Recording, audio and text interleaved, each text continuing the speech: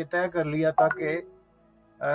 پاکستان کا جنوبی ایشیا میں کوئی رول نہیں بنتا بلکہ مڈل ایسٹ میں بن سکتا ہے، تو اس حساب سے ہم، جبکہ پاکستانیوں کو ریئلی غلط فہمی ہو گئی، ایک یہ کہ ہم عربوں کے لیڈر بلکہ پوری اسلامی دنیا کے لیڈر ہیں،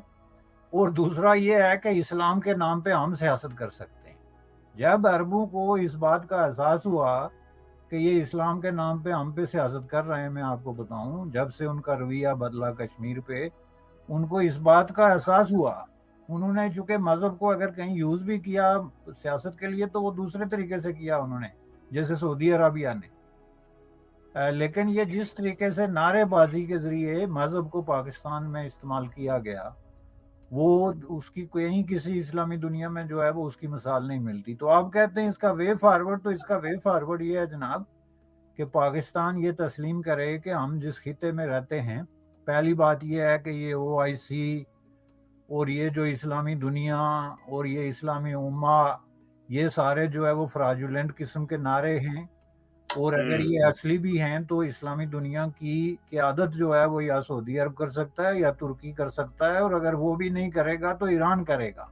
پاکستان کا کہیں نمبر نہیں آ سکتا، یہ میں آپ کو بتا دوں۔ اس کی وجہ یہ ہے کہ جو انٹرنیشنل اسلامک کمیونٹی ہے اس کے اندر عام مسلمان سے آپ بات کر کے دیکھیں، وہ پاکستان کو کسی کھاتے میں نہیں ڈالتا، سوائے اس کے کہ عام آدمی ممکن ہے کہہ لے ہو یو ہیو ایٹامک بم اور سم تھنگ، لیکن بہرحال ان کی رائے کوئی اتنی اچھی نہیں ہے کہ آپ کوئی ان کے کیلیبر کے مسلمان ہیں۔ اگر اس طریقے سے جو سیادت اور قیادت کا کبھی بھی یہ ایشو چلا تو اس میں یا سعودی عرب نمبر 1 ہوگا جو ان کی نسلی اور مذہبی برتری ہے، یا ترکی ہوگا جو ان کی تاریخی برتری ہے اور ایک تجربہ ہے انٹرنیشنل افیئرز میں، یا کوئی اور اس طرح کا ملک نکل کے آ جائے گا، لیکن پاکستان کا اس میں کوئی نمبر نہیں، نمبر 1۔ نمبر 2، اسلام نے آپ کے ساتھ جو حشر کیا وہ آپ کے سامنے کھڑا ہے، آپ نے خود مثال دی کہ ہندوستان کا اس وقت جو ہے وہ روس کیا کہتے ہیں فرانس کے ساتھ ڈسکشن ہو رہی ہے انڈو پیسفک اور اس طرح کے ایشوز پہ، اور آپ کو جو ہے وہ قادری صاحب لے کے بیٹھے ہوئے ہیں کہ جی ادھر ہم سے پہلے بات کر کے مکائیں پھر آگے جائیں۔ تو یہ چیزیں جو ہیں اب ان کی موجودگی میں ظاہر ہے آپ کو واپس رجوع کرنے کا جو میں نے لفظ استعمال کیا وہ کیا ہے کہ نمبر 1 یہ ہے کہ ہم کوئی میڈل ایسٹرن لیڈر نہیں ہیں بلکہ ہم سب کانٹیننٹ کے لوگ ہیں، اپنی دھرتی ہے، یہیں پہ پیدا ہوئے، یہیں پہ مریں گے، اور اسی دھرتی میں ہم نے رہنا ہے اچھے طریقے سے یا برے طریقے سے، اسی کو لیڈ کرنا ہے یا اسی میں کسی کی لیڈری کو ماننا ہے۔ یعنی آپ یہ نہیں کر سکتے کہ اپنے خطے سے نکل کے ایک اور دنیا آباد کریں انلیس کہ آپ مائیگریٹ ہو جائیں۔ ظاہر ہے ملک مائیگریٹ نہیں ہوتے، وہ تو انڈیویجولی ہوتے ہیں جو مائیگریٹ ہوتے ہیں، جو ایک ہے۔ اور دوسرا جو ہے وہ مذہب کو پوری دنیا نے تسلیم کیا اپنے اپنے تجربے کی روشنی میں مختلف شکلوں میں کہ یہ جو ہے جب آپ سیاست میں استعمال کرتے ہیں اس کو تو یہ ایک بہت بڑا خطرناک قسم کا ہتھیار بن جاتا ہے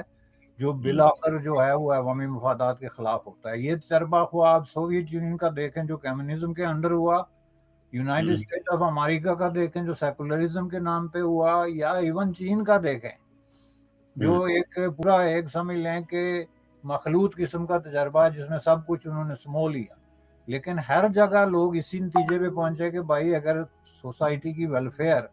اور عوام کی بھلائی چاہتے ہیں تو مذہب کو ایک طرف رکھیں۔ تو یہ پاکستان کو آپ وے فارورڈ پوچھ رہے ہیں، تو دوسرا نقطہ یہ ہے کہ ان کو اس سے ہٹنا ہوگا،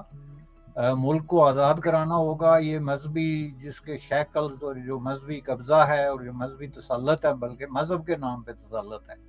اس سے عوام کو آزاد کرانا ہوگا۔ ایک نئی فکر، آزادی ہے اظہار، سوچ، یعنی جو آپ نے کیا ہوا ہے جی اپنی یونیورسٹیز کالجز جو ماحول آپ نے کریٹ کیے ہوئے ہیں یہ کسی بھی طریقے سے کوئی ترقی والے لوگوں کا ماحول نہیں ہے۔ تو یہ 2 چیزیں، اور تیسری چیز یہ ہے کہ آپ کو ترقی کرنے کے لیے، امن قائم کرنے کے لیے اور اپنی نسلوں کو آگے لے جانے کے لیے انڈیا کے ساتھ، افغانستان کے ساتھ اور ایران کے ساتھ اپنے معاملات جو ہیں وہ دوستانہ بنانے ہوں گے، چونکہ اس خطے میں یہی تینوں آپ کے نیکسٹ ڈور نیبرز ہیں۔ تو یہ 3 اگر آپ نہیں کر لے سکتے تو پھر آپ یوں سمجھ لیں کہ there is no way forward۔ بالکل ایسی ہے سر، وہ میں تھوڑے دن پہلے، آپ کی بات صحیح ہے، اس کے لیے تو سر جانا پڑے گا پیچھے، آبجیکٹو ریزولوشن پہ جانا پڑے گا، کانسٹیٹیوشن چینج کرنے پہ، یہ تو بہت بڑا بکھیڑا، اور بہت سارے لوگ کہتے ہیں کہ ہمیں آبجیکٹو ریزولوشن سے شروع کرنا چاہیے، سٹارٹنگ فرام 1949 اسکریچ سے شروع نہ کیا، جہاں سے معاملات خراب ہوئے، جہاں سے ایک وہ اس کو انہوں نے بیس بنا لیا اور کہتے ہیں نہیں جو کچھ بنے گا اسی کے اوپر بنے گا۔ تھوڑے دن پہلے میں سینیٹر اعتزاز احسن کو سن رہا تھا، وہ ایک یہاں پہ معید یوسف کانفرنس کرائی انہوں نے، identification and actualisation of Pakistani narrative, ایک کانفرنس ہوئی، ایپری ایک تھنک ٹینک ہے ان کے ریفرنس سے، تو انہوں نے وہاں پہ اسٹیٹمنٹ دی جو کہ بڑی اہم اسٹیٹمنٹ ہے، اور میں سمجھتا ہوں کہ اس کو کسی نے بادر ہی نہیں کیا، پڑھے لکھے گلاں کوئی نہیں دھیان دینا اتنے سر، بس اتنے نعرے بڑی واضح مار دیں۔ اس نے کہا جی Pakistan is a territorial state, Pakistan is not an ideological state.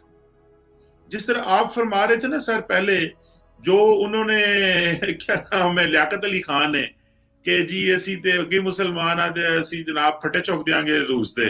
اور جس طرح سر انہوں نے انویٹیشن منگوایا وہ بھی بڑی کہانی مزے کی ہے۔ پہلے ایران کے پاکستان میں جو ایرانی ایمبیسڈر تھا اس نے روس کو کہا جی ہمارے لیے انویٹیشن بھیجیں، ہم آنا چاہتے ہیں روس، تاکہ کیونکہ انڈیا کو پہلے بلا لیا ہوا تھا امریکہ نے، تو ہمیں امریکہ سے انویٹیشن نہیں، تو جب سر امریکہ سے انویٹیشن آیا تو جو روس کا انویٹیشن تھا وہ وہیں پڑا رہا، اور ہم امریکہ چلے گئے۔ یہ عبدالستار صاحب نے پاکستان فارن پالیسی میں لکھا ہوا ہے، جو پاکستان کے سابق وزیر خارجہ شاہ محمود اس میں جناب مشرف کی رہے ہیں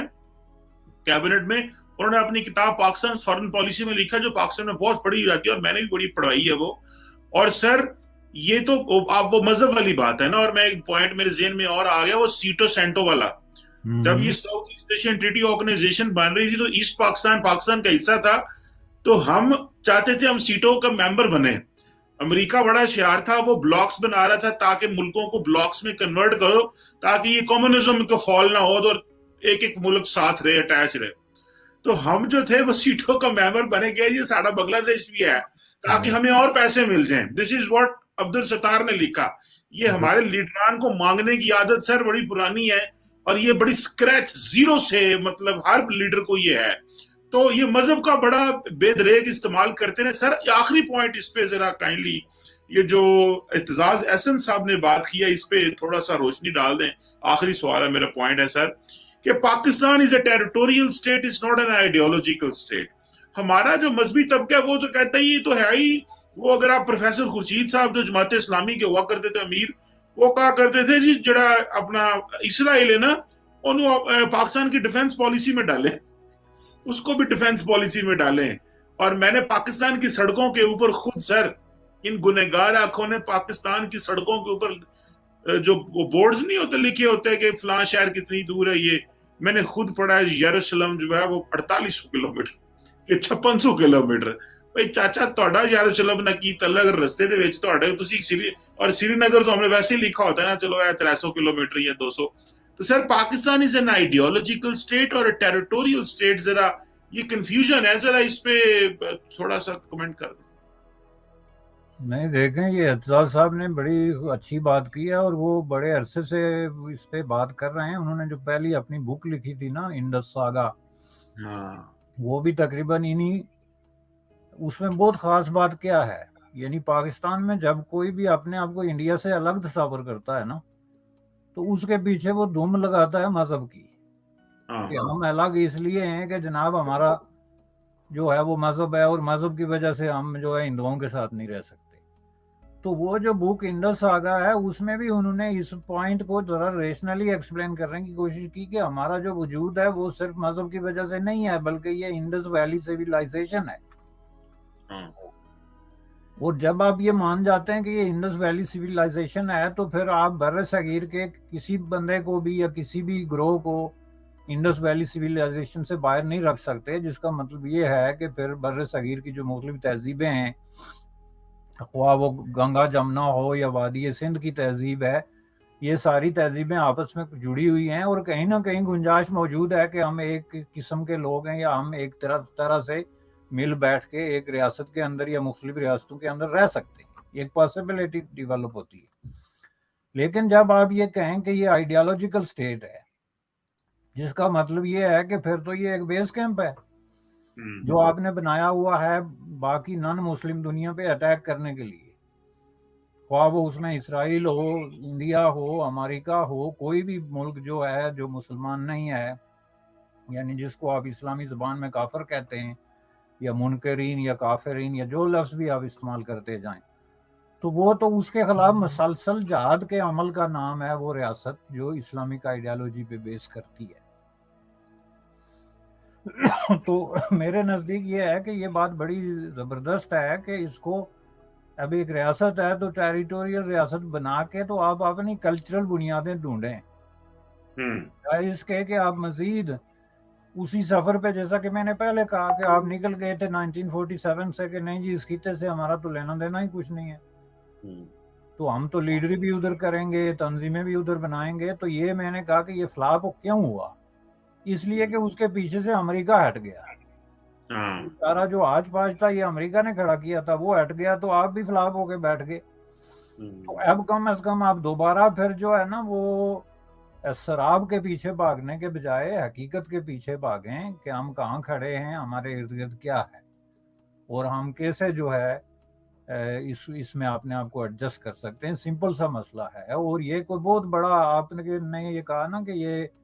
قرارداد مقاصد سے لے کے شروع کرنا پڑے گا، ڈیفینیٹلی بہت بڑے بڑے پہاڑ آپ نے کھڑے کیے ہوئے ہیں راستے میں، ان کو ہٹانا پڑے گا، لیکن یہ اتنا مشکل پروسیس بھی نہیں ہے، چونکہ یہ ایک بہت ہی آرٹیفیشل قسم کی ایک سچویشن کریٹ ہوئی ہے۔